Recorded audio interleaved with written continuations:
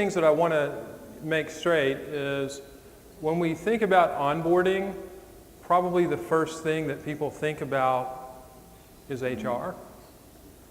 Well, in the gig economy, you're onboarding everybody. You're onboarding freelancers. Let's use the example of Uber Eats, which I was sharing with Sean a minute ago. With Uber Eats, you have to onboard the drivers, the restaurants, the customers, the insurance companies. Everybody has to be onboarded in this marketplace. Now, a lot of people don't understand that. I'm going to go over that today. I worked with a labor stats guy. I'm going to show a bunch of stats. The cool thing is that at your table, you have these 5 tips on how to be successful when you're onboarding in the gig economy. I really want you to study this, take it home, share this later on. But I'm also going to get a PDF over to Toby, and you'll have all the stats, because I know when I was sharing some of the stats with people as they were coming in, they were very interested. Let's go ahead and get started with continuous onboarding in the gig economy. Now, the first thing that I'll say is onboarding is more than an HR function, and that is for you two ladies. Earlier today, you guys said, thank you, thank you, thank you. One of the reasons why they're excited to be here is they're dealing with onboarding right now.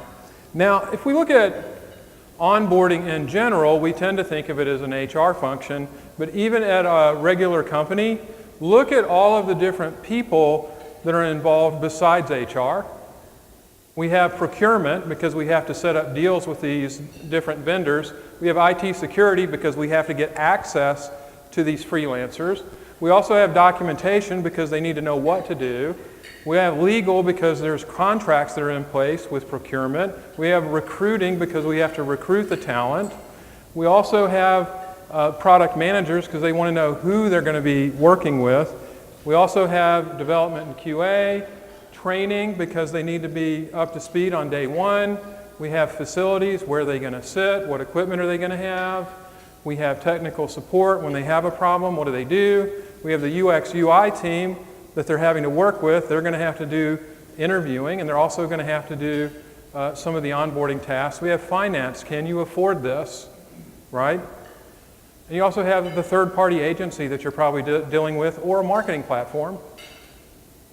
Oh my God, it's so much more than an HR function. The entire company is involved, right? And so as a leader at your company, these are the different people that you're going to have to work with to have any type of success when you're onboarding talent. More than an HR function, and I would say especially in the gig economy, right? Especially in the gig economy.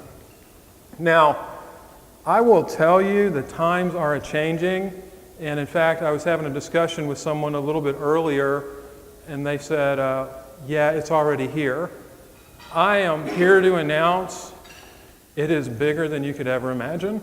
It is amazing what's going on out there. So why continuous onboarding?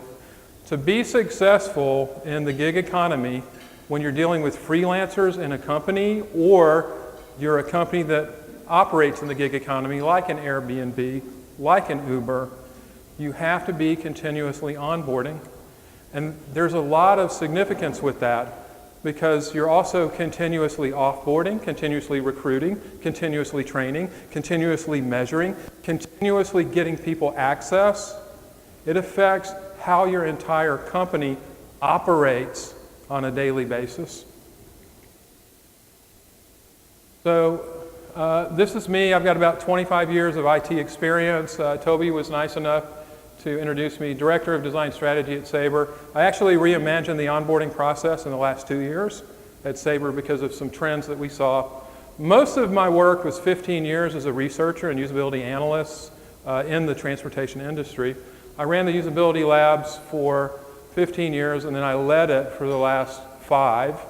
I recently introduced design thinking at Sabre, so a lot of the stuff that I'm talking about today comes from some of those design thinking exercises. Not just with HR, we assembled legal and finance to kind of reimagine it. I did created an award-winning accessibility program with a lady that reports to me by the name of Seda Maurer. Phenomenal person, advocates for people with disability. President of DFW UXPA, keynote author on SlideShare. That means my content is top 1% of all content on SlideShare. Part of the board of the XD Leadership Alliance and the UNT Technical Communication Department.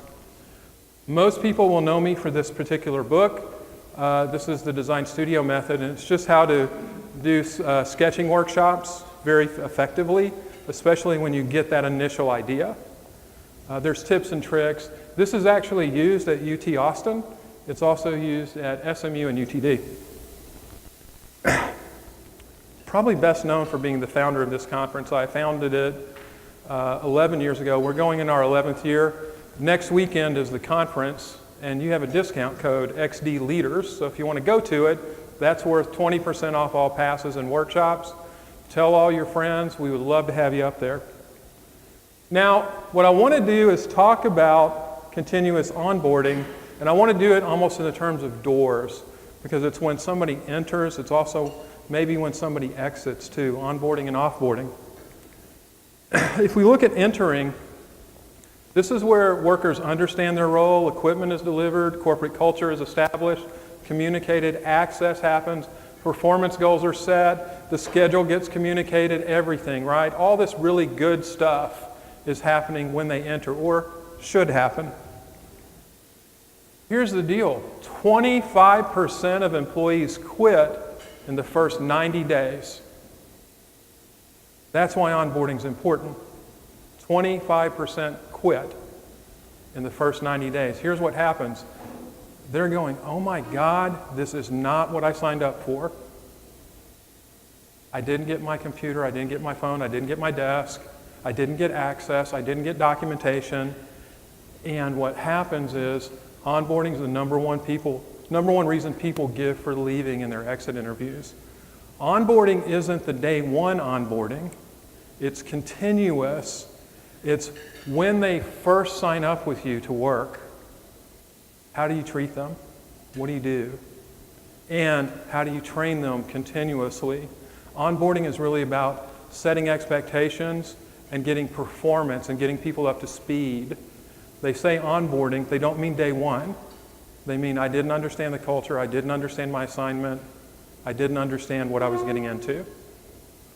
25% of people leave in the first 90 days. That stat startled me. It's kind of one of those things that it gave me a chill. I go, oh my God, someone's got to talk about this. So I did some research. When they exit, it's for all the same reasons. I didn't understand my role, my equipment wasn't delivered, the corporate culture not communicated, I didn't have access. The very same reasons that onboarding is successful are the reasons they give when they exit. Right? That makes sense. I see a lot of heads nodding. So why the gig economy? So as I started to study this, just to give you a little bit of background, my daughter-in-law is an HR specialist, and she goes, you know, you need to be reimagining onboarding. This is a user experience problem, Brian. You need to really reimagine it. And I said, well, as a matter of fact, Katie, I've been doing that at work. And she goes, it's really bad because there's more contractors. I'm having to interact with contractors more than ever before. I said, okay. Well, my cousin Leslie is getting a PhD in Oklahoma. She does organizational management. Same thing. She's telling me the same thing. So I worked with the stats guy in Dallas that does labor stats. Check out these stats. If you want to take a picture of it, these are phenomenal. These are all of the companies that are operating in the gig economy, okay? There's more than just that, but take a picture of this. This is Airbnb, all right? This company has only been around 6 or 7 years, all right? $30 billion company. They don't own a single home. In order for them to be successful, they have to onboard homeowners to give up their home, onboard people to stay in those homes. They have to focus on that. I have an example of this a little bit later on. Here's another one, Lyft, a $15 billion company in 2008 or 2018. Allscripts is actually a program or a company that they're working with to get people with disability to the hospital. Isn't that fantastic to get them to their appointments? Fantastic. Disney, they're working with Lyft to partner around to get to their different resorts, right? So you have really big brands finding really interesting ways to use gig workers, right? If you take something like Verizon or AT&T, 60% of their workers are gig workers. They have very few FTEs. DoorDash, $1.4 billion value. It is worth more than the combined value of its second and third competitor, Uber Eats and DoorDash. Or I'm sorry, Uber Eats and Grubhub. Now, we've seen this slide. If you're a design leader, design-led companies, 211% more value than other companies that don't focus on design. I will tell you in the gig economy, it's higher. I want you to see these two slides. That's a hockey stick, right? I'm going to show you a couple of hockey sticks later on in the gig economy. I ran into this Yale professor, and he said by 2020, more than 75% of what's on the S&P 500 are probably going to be companies that operate in the gig economy. You will not recognize it, and that's 2 years away. Guys, you've got to get on this, okay? You got to really focus on onboarding. Now, the gig economy will be mainstream in every office within the next 5 years. It is estimated that 40% of your workforce should be gig workers or freelancers. If it's not, you're probably being left behind. You're probably doing it the old way. There are 178 million workers in the gig economy. Go ahead and take a picture of that. This is important. I would take a picture of the next two slides. 178 million comes from McKinsey last year. It's a big number, right? Well, if we were to add that up, 6 times bigger than the entire population of Texas. Or if you want a different perspective, it's bigger than these 3 countries combined: Russia, Australia, and Sweden. And that's, ladies and gentlemen, just in England and the United States. It's even bigger throughout the rest of the world. In fact, you were telling me in Jamaica, they have a gig and share economy. Now all of a sudden it's brought into an IT workforce. Other parts of the world that we consider the developing world are probably more advanced than us because they've been doing this all along. It's not new, it's just now in the IT space. 30% of the working age of people in the US and the UK participate in the gig economy. I am one of them. I teach at night. I'm an adjunct professor. My boss is an adjunct professor. One of my coworkers is an adjunct professor. We get paid. I have a friend that is a school teacher. He makes more money driving Uber than teaching. Right? These are people that participate in the gig economy. There are 4 types of gig workers. You two will find this interesting because you're in HR. There are what we call free agents, casual earners, reluctant workers, and folks that are financially strapped. Okay? I'm going to go over all 4 and why it's important, because guess what? You have to onboard all 4. Free agents, these are independent workers, freelancers, typical independents. 30% of the gig economy is made up of them. 50 million people in Europe and the United States. Casual earners augment their income. A lot of times it's just with a side hustle.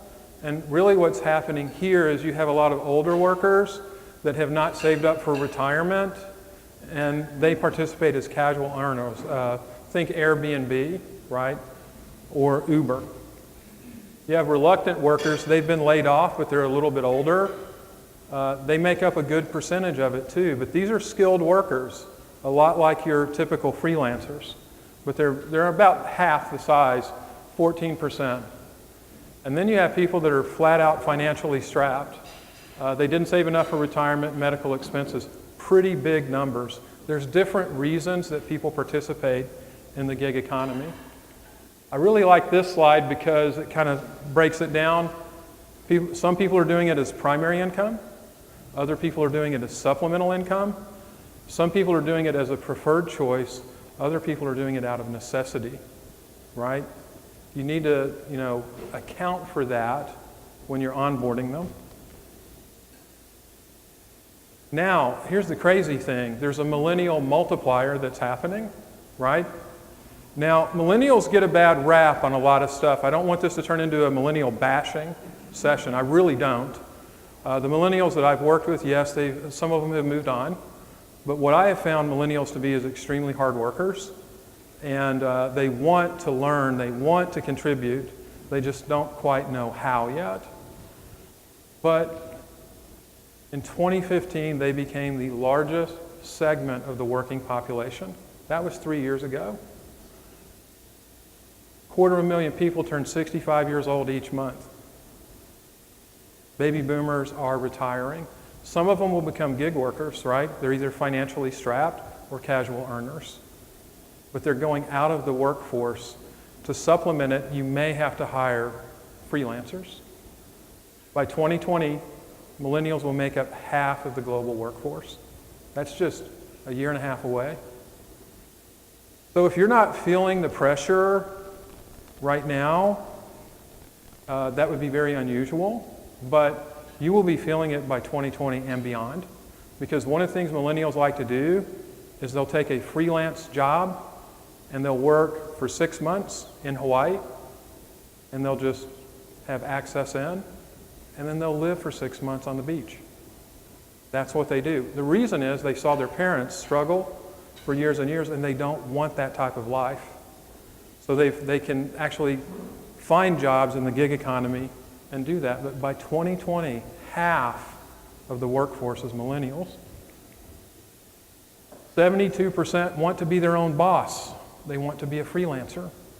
Freelancers are their own boss. 51% want flexibility to pursue other passions. Guess what? Freelancing allows them to do that. 47% already participate in the gig economy in some way. It's natural for them to do that. They want that. You can find them in all 4 categories. In the financially strapped category, they probably have college tuition that they need to pay off, right? A lot of them are casual earners. Very few of them are freelancers. Some of them are reluctant. They do get laid off first. You keep your knowledge workers. But what I will tell you is, by 2020, they will completely reshape the modern office. It is inevitable. Okay? The future is now. You need to start planning for it. So what I want you to do is spend about 10 minutes at your table and maybe mingle around. What is your company's onboarding process? Is it ready for all the emerging trends that I've just shared with you? How is it different for a full-time employee and a contractor? So let's go ahead and just start talking, answer some of these questions. What you might want to do is take notes on the back of this card, and then I'm going to ask you to share them. So let's go ahead and do that, and we'll do that for 10 minutes. You're going to put some music on? Awesome. All right, get to talking.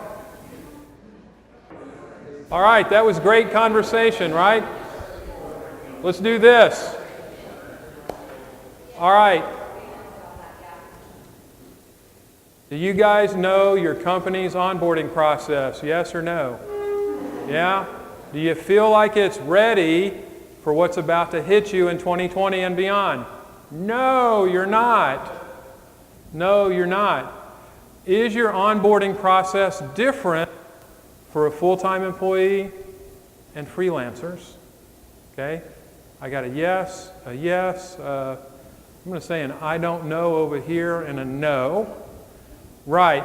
So that's good. I want to talk, though, about how continuous onboarding is really the key for all of this, for all of it. And we can slice it up into skilled workers and unskilled workers. Skilled workers are going to be free agents and reluctants from that McKinsey report. The reluctants are people that have been laid off. They have a certain set of skills that they've developed over a lifetime, right? Unskilled gig workers are going to be casual or financially strapped. We can learn from both of them. Skilled gig workers, they're going to be a freelancer at a company or a startup. 100% of their pay comes from the gig economy. They have a longer duration for each assignment. Unskilled workers perform personal tasks, rent out their home, take an Uber. It's very localized, very important. I want to talk about how continuous onboarding is the key in gig type companies for now, or for the two sets of workers that I talked about. And I have two case studies for you. First one is with Airbnb.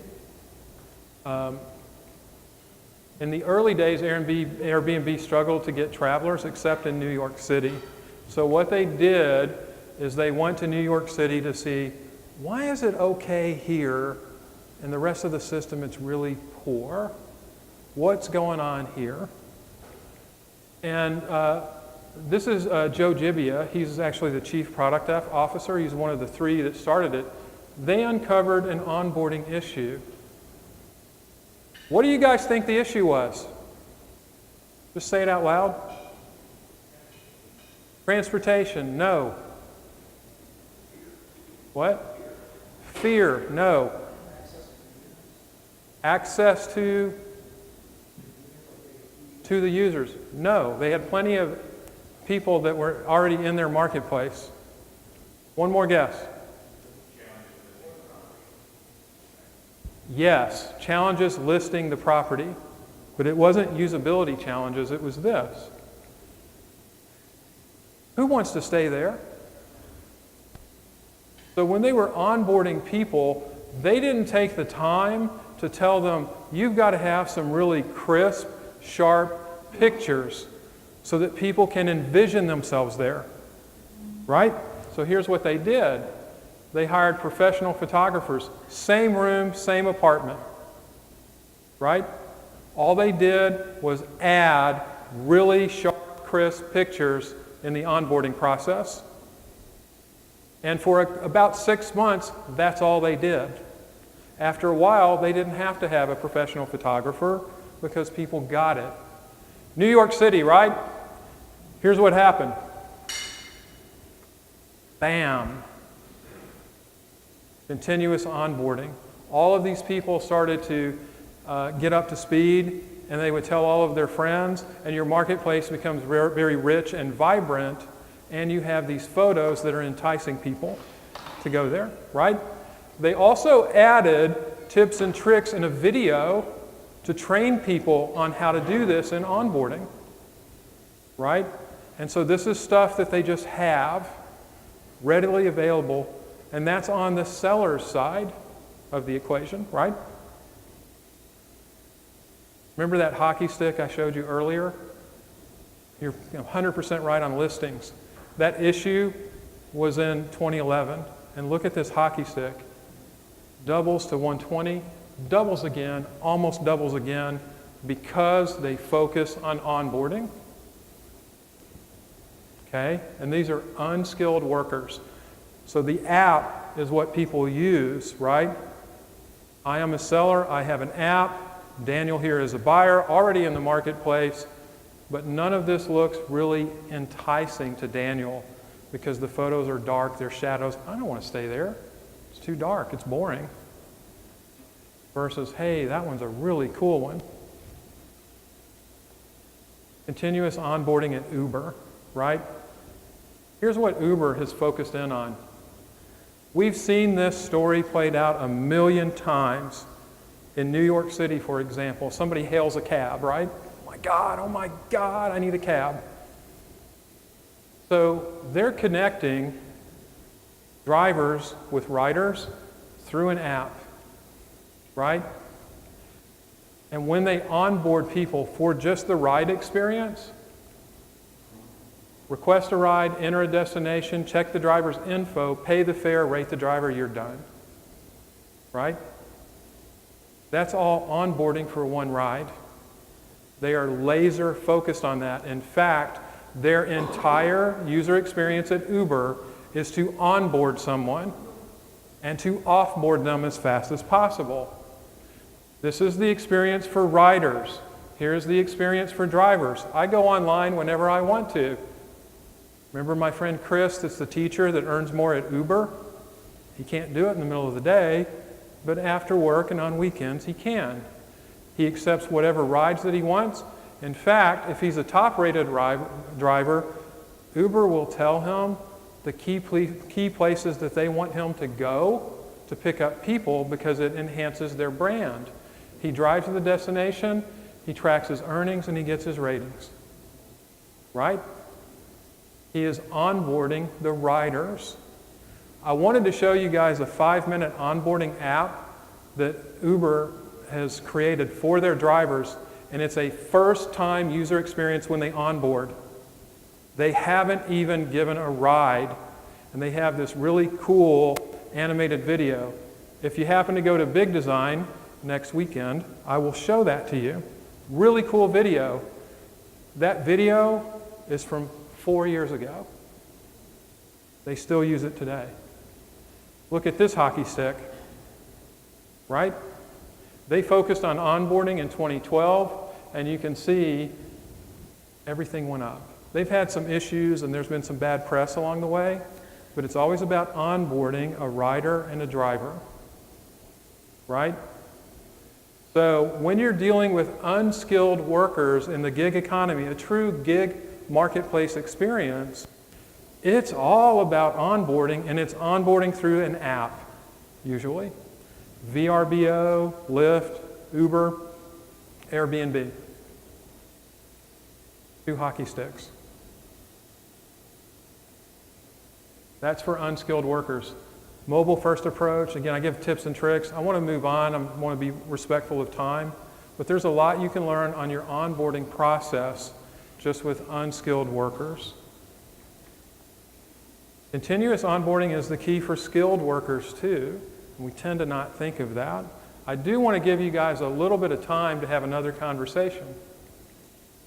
Remember this slide, 25% quit in the first 90 days?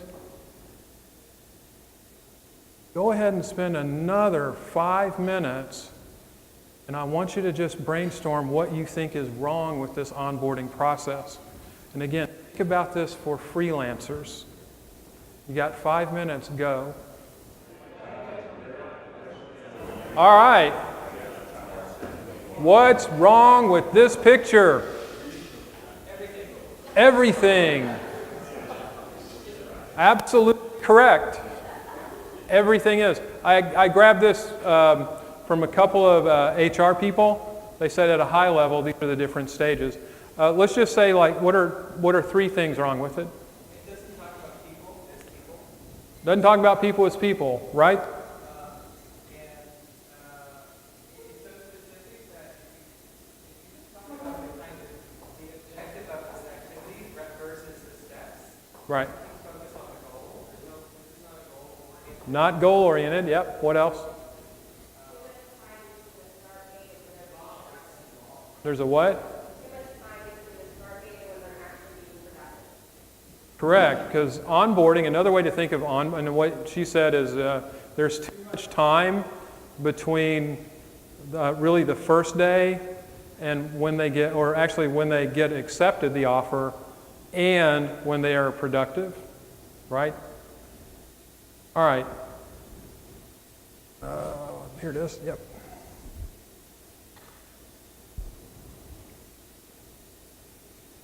That is exactly the biggest problem with it. We have this dead zone that we need to kill, right? Especially with freelancers, right? They get accepted a contract, they get accepted to a job, they get accepted to a position, and guess what?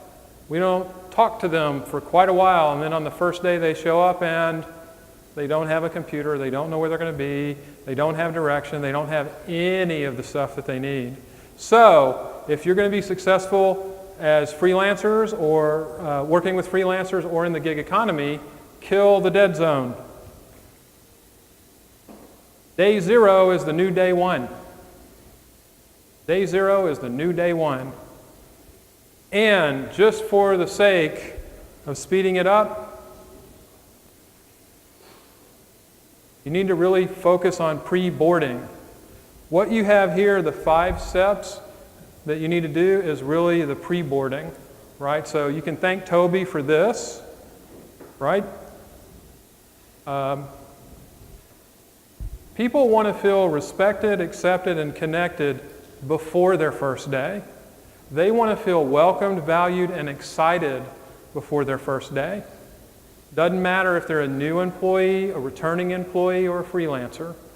They all want to feel that way. There is this concept called ship on day one, right? Ship on day one is where you want your freelancers to be able to be up to speed. They're already welcome, they're already connected, they're already trained, well ahead of their first day of walking into the building or their first day of turning on their computer and charging you for their time. Ship on day one.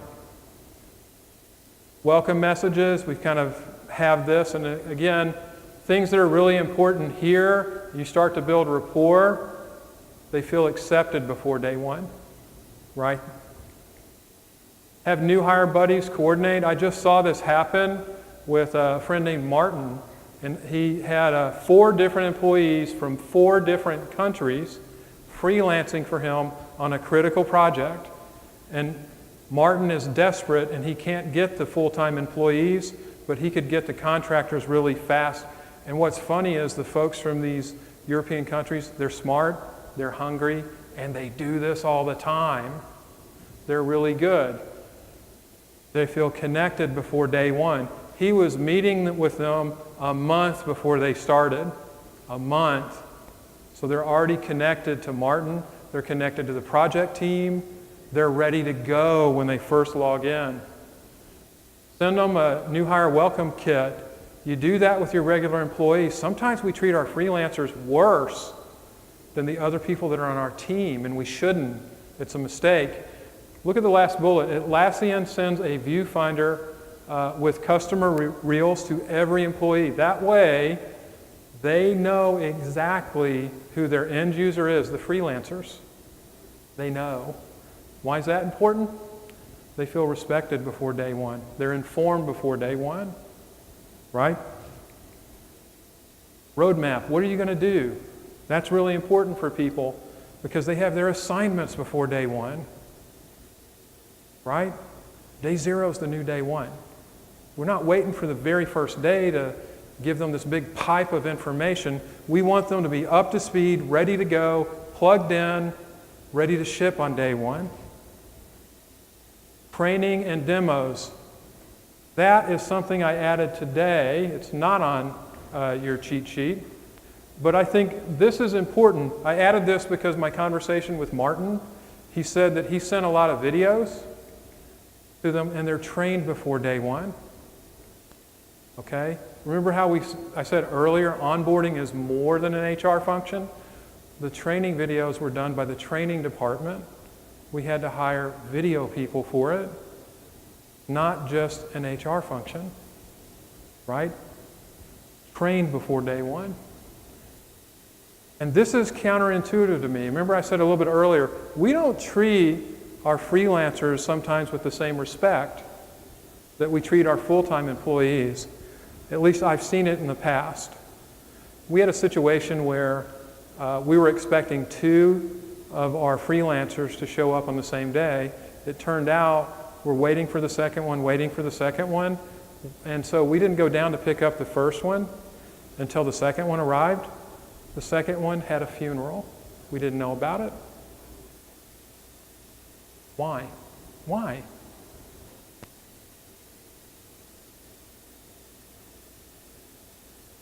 Here's the deal.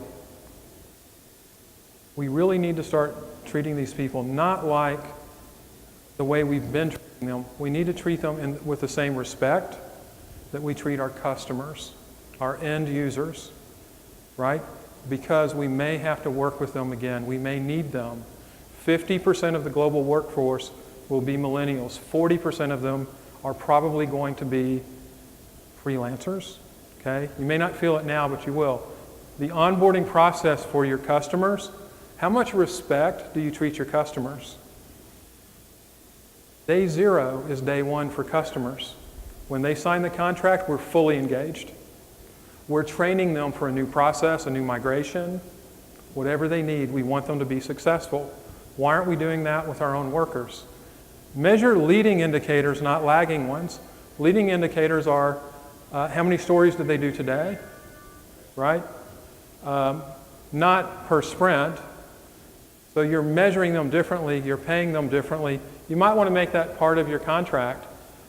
We always have feedback loops. We incentivize customers, and we do pretty tough negotiations with customers that have bad behavior. Why aren't we doing that with our freelancers? We should. Anyway, treat your gig workers like you treat your customers. Don't treat them like secondary citizens. We don't do that with our customers. We shouldn't do that with our workers. They should be ready to be productive on day one, right? Day zero is the new day one. So a quick wrap up so we can have some Q&A, right? 178 million workers in the gig economy. This comes from McKinsey Global Initiative Report in 2017. 4 types of gig workers. We can learn from all 4. Understand that millennials are really about to impact things in a great way, and they're going to need a lot of onboarding.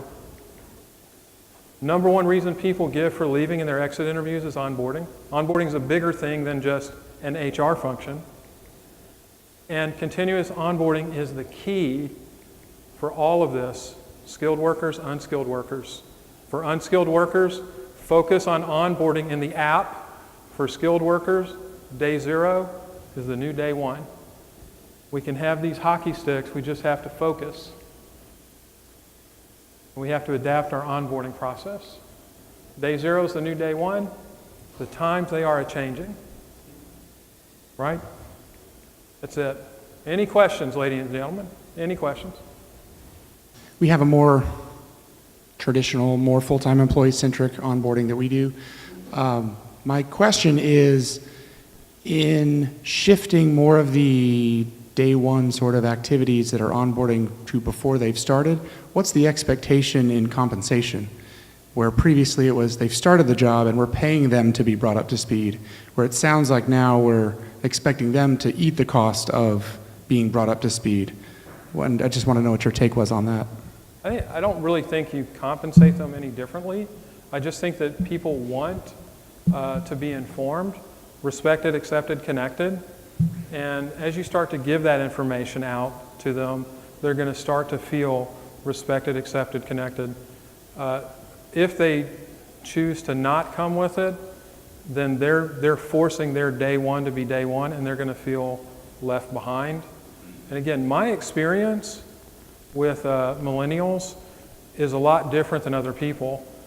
They want to learn, they're hungry for learning.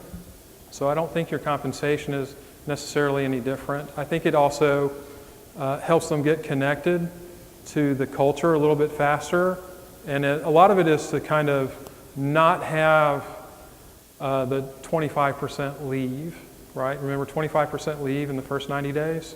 This is to get them plugged in and set up. And again, day zero is the new day one for them.